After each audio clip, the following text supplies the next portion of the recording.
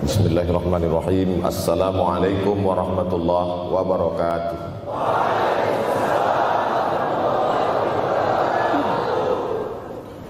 Alhamdulillahi wa kafa wassalatu wassalamu ala al-habibil mustafa wa ala alihi wa ashabihi ahli tuqa wal wafa. Subhanaka la ilma lana illa ma 'allamtana innaka antal alimul hakim. Rabbi shrah li sadri wa yassir li amri wahlul 'uqdatam min lisani yafqahu qawli. Yang sama-sama kita hormati bapak-bapak wakil rektor, tidak dapat saya sebutkan satu persatu, ketua takmir masjid, hadirin hadirat jamaah fardu subuh, bil khusus adik-adik mahasiswa mahasiswi, insyaallah kita semua dimuliakan Allah Subhanahu wa taala. Man shallas subha fi jama'atin, siapa yang salat subuh berjamaah, faka'annama shallal laila kullah, dapat pahala seperti salat sepanjang malam. Berarti kita sudah salat sepanjang malam, tapi tetap besok malam tahajud. Jangan karena sudah salat subuh berjamaah lalu tidak lagi tahajud, apalagi yang memang tak pernah tahajud, dan ini dijadikan alasan. Besok kalau ada orang membangunkan dia, bangun salat tahajud, man shallas subha fi jama'atin faka'annama shallal laila kullah. Man shallas subha fi jama'atin, siapa yang salat subuh berjamaah, kana fi zimmatillah. Dalam hadis yang lain, siapa yang salat subuh berjamaah, maka sampai petang sampai malam nanti dia akan mendapatkan zimmatillah, tanggungan. Makna tanggungan, dipelihara, dijaga Allah zahir dan batin. Kalaupun dia mati hari itu, matinya dalam istiqamah dan husnul khatimah. Tapi dalam hadis ini cuma 3 Ustaz. Idza haddatsa kadzaba, bicara dusta, wa idza wa'ada akhlafa, kalau berjanji ingkar, wa idza tumina khana, kalau diberi amanah berkhianat. Dalam hadis lain, kalau sudah dilihat orang salat subuh berjamaah, insyaallah diselamatkan dari nifaq, kemunafikan dalam hatinya. Munafik diambil dari 3 huruf nafaqa. Nafaq, tunnel, terowongan, 2 pintu, ada pintu masuk, ada pintu keluar, punya 2 wajah, berbeda zahir, berbeda batin. Tapi salah satu tanda adalah pada salat subuh. Mudah-mudahan Allah menyelamatkan kita dari sifat munafik. Makanya perempuan-perempuan kalau mau dapat suami yang selamat dari munafik, inilah dia pasukan sholat subuh ini. Selesaikan aja dulu 8 semester.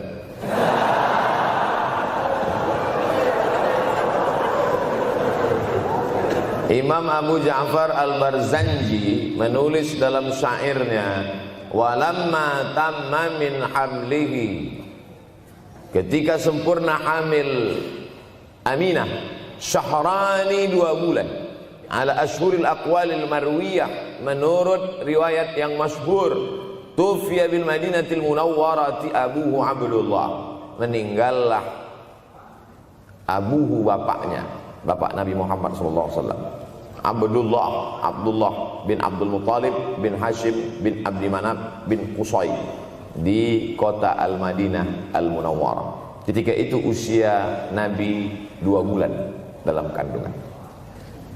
Setelah itu Nabi SAW pun lahir, dibesarkan dalam peluk cium kasih sayang Aminah. Lalu kemudian pada usia lebih kurang 4 tahun dibawa lagi ziarah ke makam ayahnya. Dan dalam perjalanan pulang dari ziarah itu meninggal pula Aminah.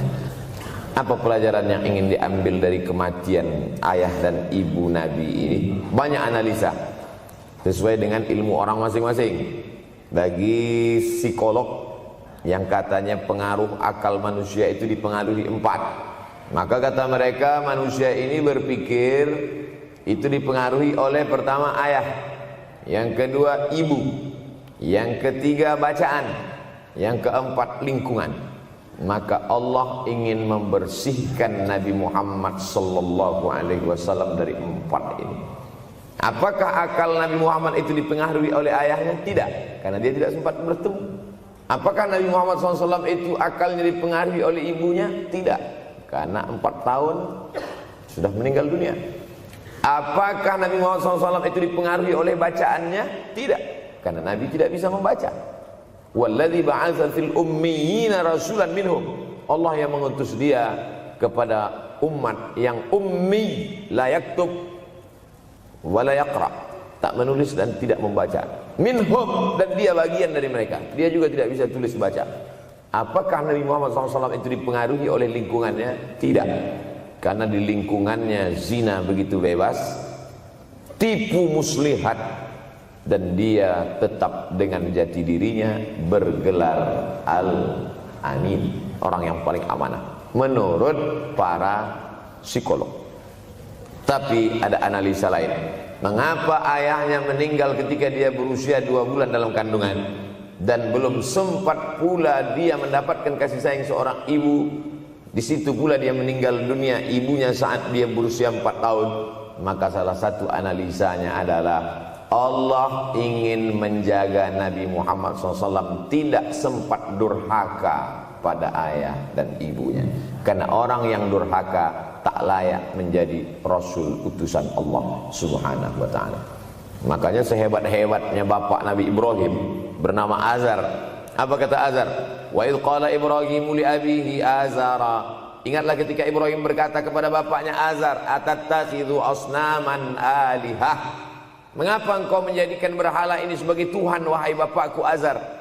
Apa jawab Azar? La illam tantahi, kalau kau tidak berhenti menceramahi saya, la arjumannaka, aku lempar engkau pakai batu.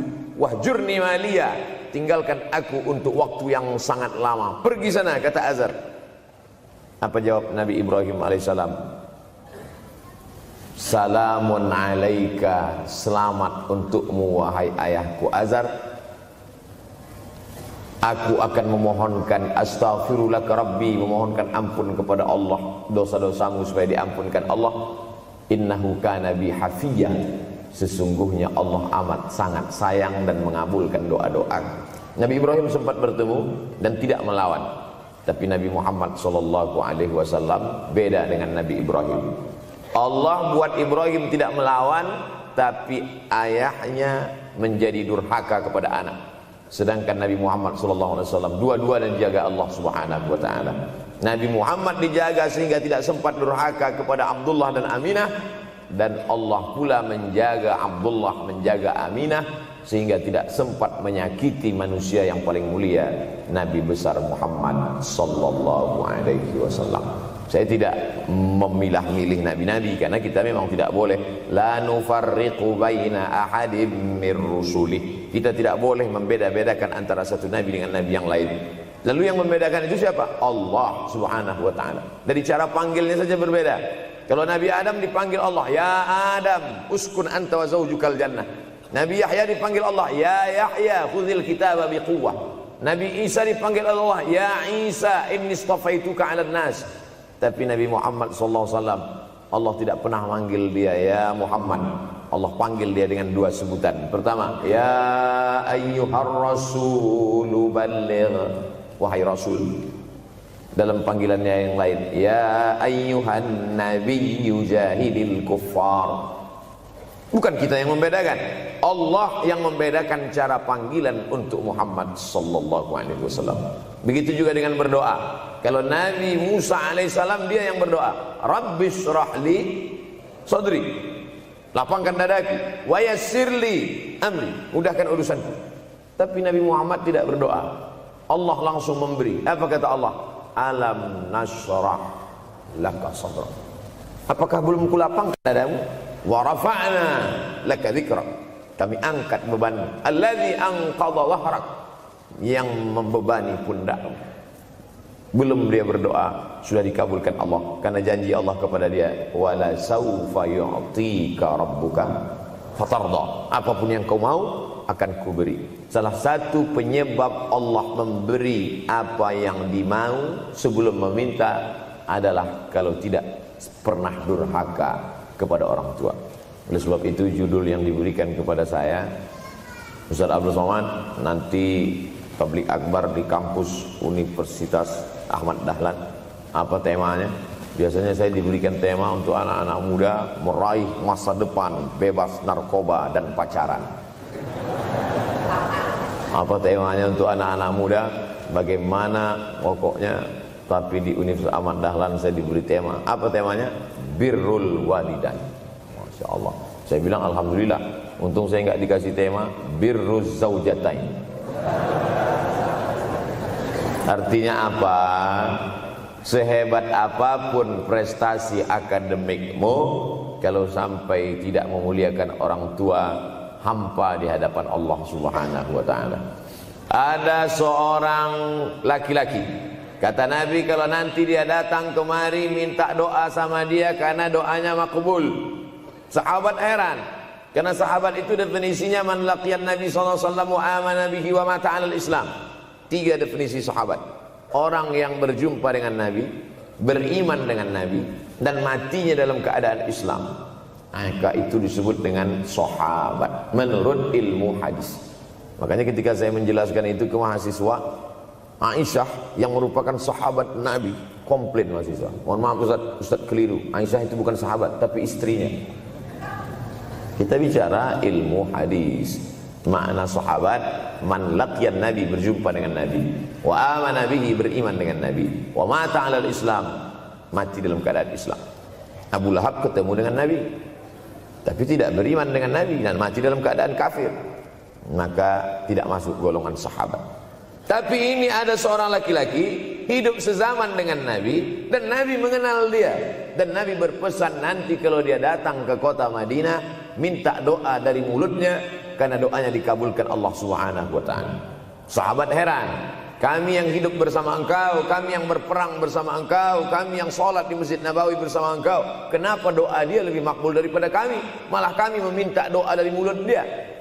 Tapi tidak boleh membantah dan melawan Nabi. Pokoknya nanti kalau dia datang kemari minta doa kepada dia. Setelah Nabi Muhammad SAW meninggal dunia, laki-laki itu pun sampai ke kota Madinah, berjumpa dengan sahabat. Sesuai dengan yang dijanjikan Nabi, mereka pun meminta doa kepada dia. Namanya Uwais Al-Qarni. Makanya Uwais Al-Qarni tidak ada masuk dalam buku biografi sahabat.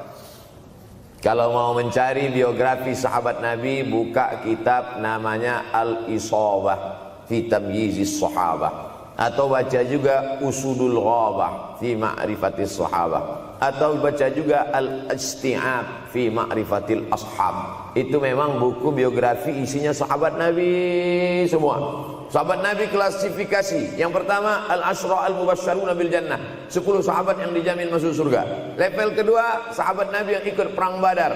Berikutnya, sahabat Nabi yang masuk Islam sebelum hijrah. Berikutnya, barulah ujung sahabat Nabi masuk Islamnya setelah hijrah, setelah Islam kuat, barulah dia masuk Islam. Tapi nama Uwais Al-Qarni tidak ada di dalam, karena dia tidak cukup syarat untuk menjadi sahabat, karena dia tidak pernah berjumpa langsung dengan Nabi Muhammad sallallahu alaihi wasallam. Tapi kenapa doanya makbul? Ternyata dia tidak berjumpa dengan Nabi bukan karena dengki, bukan karena musuh, bukan karena tidak beriman. Dia tidak jumpa dengan Nabi, salah satu sebabnya adalah karena dia menjaga ibunya di Yaman. Makkah di tengah, Yaman di bawah, Syam di atas, negeri Syam. Tak ada hubungan dengan negeri paman Syam. Syam di atas, Yaman di bawah, Makkah di tengah. Liila fi Quraisy, perjalanan orang Quraisy. Ila fihim rihlatash syita'i was-shaif, perjalanan syita musim dingin, shaif musim panas. Musim dingin mereka ke Yaman, musim panas mereka pergi ke negeri Syam. Kenapa dingin ke Yaman? Karena Yaman ini kalau musim dingin tidak terlampau dingin, salju tidak turun. Kalau pergi ke negeri Syam, salju turun. Palestina, Yordania, Suriah, Lebanon. Suriah, Lebanon ada salju. Maka musim panas Nabi pergi ke negeri Syam, karena kalau musim panas di Yaman panas sekali. Sedangkan ke negeri Syam panasnya tidak seberapa. Perjalanan orang Arab Quraisy ini diceritakan Allah, di negeri Yaman itulah tempat kampung Uwais Al-Qarni. Tidak sempat dia berjumpa dengan Nabi, tapi doanya lebih makbul daripada orang-orang yang berada bersama Nabi karena keutamaan berbakti kepada ibu. Kalau sama ayah boleh ngelawan Pak Ustaz? Enggak juga. Jangan ini nanti dijadikan dalil. Kamu kenapa lawan bapakmu? Ada seorang laki-laki. Ini kadang jamaah pandai motong-motong ceramah saya, hanya untuk mencari pembenaran. Sedangkan kita ngaji ini mau mencari kebenaran. 1000 dalil bagi orang untuk mencari kebenaran, tapi ada 1001 hujjah untuk orang yang suka mencari pembenaran. Nah, jadi kalau saya bicara tentang ibu, sesungguhnya ayah sudah masuk. Karena tanpa ayah kita juga bukan apa-apa dan bukan siapa-siapa. Walaupun jatah ayah sepertiga, sedangkan ibu lebih daripada itu. Man ahaqqun nas bi husni suhbati. Siapa orang yang paling layak mendapatkan baktiku ya Rasulullah? Ummuka. Summa man, siapa lagi? Ummuka. Summa man, siapa lagi? Ummuka. Summa man, abuka. Itu yang menyusun itu Nabi SAW, bukan saya. Itu makanya ibumu, ibumu, ibumu, bapakmu. Kenapa Nabi 3 kali?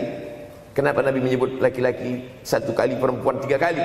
Karena ibumu mengandung, ibumu melahirkan, ibumu menyusukan. Siapa yang mau dapat 3 kali? Coba yang 3 ini. Mengandung, melahirkan, menyusukan. 3 ini belum bisa dilakukan oleh laki-laki dimanapun. Adapun merubah wajah sudah bisa. Makanya ada lady boy, wajah lady, betis boy. Tapi untuk mengandung tidak bisa. Ana Rahman, aku ini Rahman, kata Allah.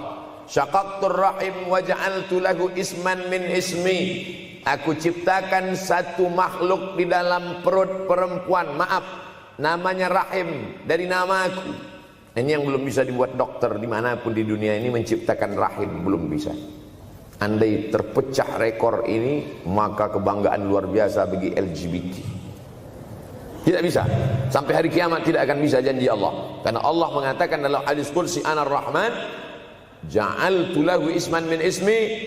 Maka ada satu makhluk dalam perut perempuan yang diciptakan, diambil dari Asmaul Husna. Sehebat-hebatnya laki-laki, dari ujung rambut sampai ujung kaki tidak ada di tubuhnya ini yang diambil dari Asmaul Husna, tak ada. Bahwa namanya dari Asmaul Husna ada, Abdus Somad. Tapi ada makhluk di badannya diambil dari Asmaul Husna, itu hanya ada pada perempuan. Oleh sebab itu perempuan luar biasa. Makanya kampus Universitas Ahmad Dahlan memuliakan perempuan. Mana perempuan? Di atas letaknya. Makanya saya tidak terlalu berani mendongak ke atas. Begitu hebatnya perempuan. Perempuan adalah ibumu, perempuan adalah istrimu, perempuan adalah anakmu, perempuan adalah adikmu. Maka saat engkau memuliakan perempuan, engkau sedang memuliakan 4 aspek dari kehidupan. Ketika Nabi Muhammad SAW diutus Allah ke atas muka bumi ini, salah satunya adalah mengajarkan manusia bagaimana menempatkan pada posisinya. Posisi dia adalah tempat kita menumpang. Ketika ada seorang laki-laki yang sudah sukses diwawancarai, siapa orang yang paling berjasa dalam hidup Anda? Dulu waktu saya merantau ke Yogyakarta, belum ada apa-apa, saya sempat numpang di rumah dia selama 4 bulan, kata seorang artis dalam sebuah wawancara. Begitu bangganya dia berkata, itulah orang paling berjasa kepada saya karena saya sempat numpang di rumahnya 4 bulan. Tapi ada yang dia lupa, bukan rumahnya yang kau tumpang, bukan ruang tamunya yang kau diami, sempat numpang di perutnya 9 bulan 10 hari. Tak pernah kau sebut. Angkat tangan yang tidak menumpang di rahim, langsung dari planet Mars langsung kemari. Enggak ada. Mr. Bean yang kita semua sehebat apapun pernah menumpang di perutnya.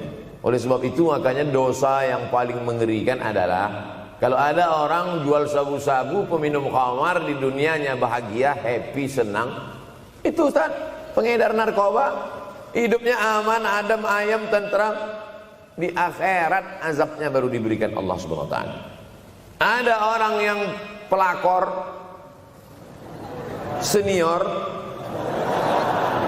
Tapi hidupnya di dunia senang-senang saja, di akhirat nanti azabnya ditunda. Namanya istidraj. Istidraj diambil dari kata daraja, tertunda.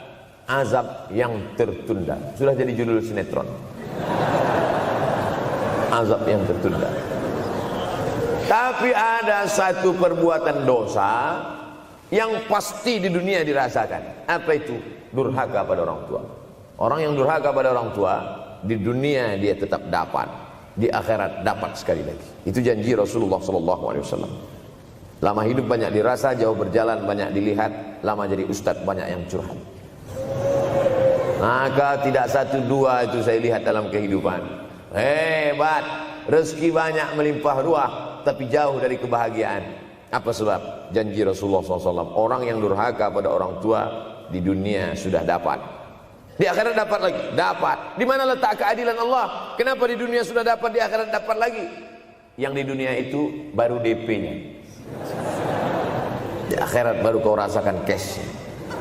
Oleh sebab itu jangan pernah melawan pada orang tua. Jangan pernah melawan.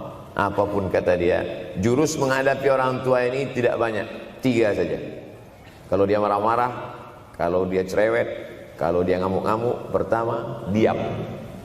Pulang kampung marah dia. Saya bolak-balik kirim uang belanja, kenapa kamu IP-nya 2,0? Diam.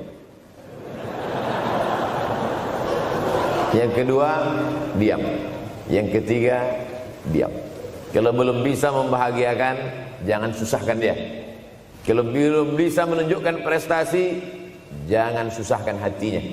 Jangan sampai belum ketemu dengan wajah kita pun dia sudah susah hati. Baru nama kita muncul di HP-nya, kumat darah tingginya. Bunyi handphone dia lihat nama kita di situ, langsung berubah detak jantung.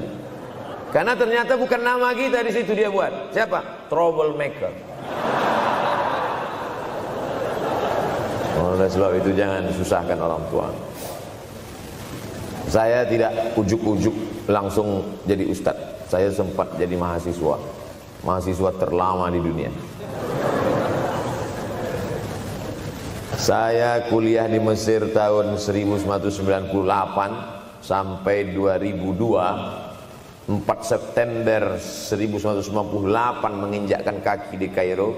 November pulang tahun 2002. Tidak pernah sekalipun saya menyusahkan orang tua saya. Tak pernah saya minta uang pada mereka. Sampai almarhumah emak saya bertanya, kau makan apa di sana? Makan nasi, saya bilang. Dari mana dapat uang? Beasiswa saya cukup, Mak. 162 pon. 50 untuk makan, 50 untuk rumah, tinggal 62. 20 dibagi lagi untuk ongkos, 20 untuk buku, 20 disimpan, mana tahu demam sakit gak ada uang. Sampai pulang. Sampai akhirnya dia kasih tanya, gimana caranya ngirim uang supaya nanti di akhirat kalau Allah bertanya, pernah gak ngirim uang? Pernah. Ya, saya tak mau menyusahkan. Saya menganggap kalau nanti saya minta, hatinya susah. Kalau nanti saya banyak minta, saya tak bisa balas. Maka saya bukan berarti mengajak adik-adik tidak minta uang. Saya paham, tak semuanya dapat beasiswa. Artinya minta. Cuman kalau minta ya pulang nanti sampaikan ke orang tua. Saya sudah dengar ceramah Ustaz Somad, maka saya tidak minta lagi, Mas. Tidak. Tapi tolong dirapel setahun sekali aja.